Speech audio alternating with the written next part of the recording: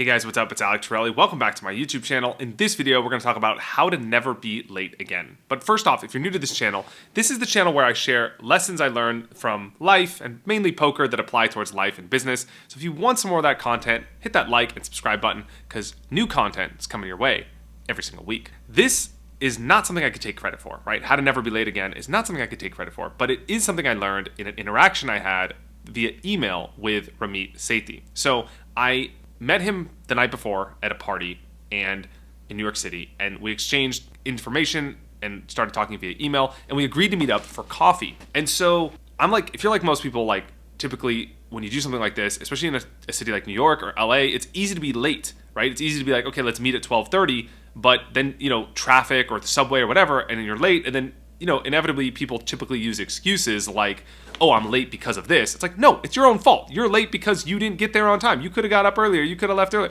You could have been early, right? Anyway, so how to never be late again. He sent me this email and it was like so brilliant. And it said, hey, Alec, I can meet you between 12:15 and 12:45. And I was like, between 12:15 and 12:45, but when do I show up? And I was like, well, I'll just show up anytime in that window. And then as long as you're in that window, you can't really be late. So you just shoot for 12:15 or 12:30 even, and you give yourself some wiggle room. So it's like there was no pressure to be there at 12:30, and then if I'm there at 12:40 or he's there at 12:40, it's like there's feeling of like someone is late and then you're not respecting the other person's time, even though that's nobody's intention.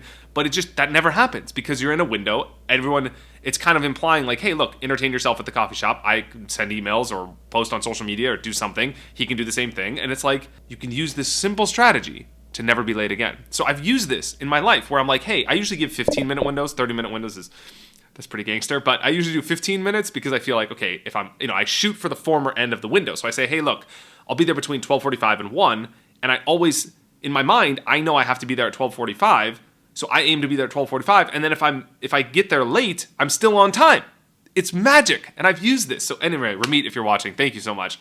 This has helped me so much in interactions with other people because I'm just never late now. And I just always give this window because I give myself that space and then it sets that expectation. So try this out. Let me know how it works for you. Leave a comment below. Subscribe to this channel. More awesome content's coming. I'll see you guys on the next one.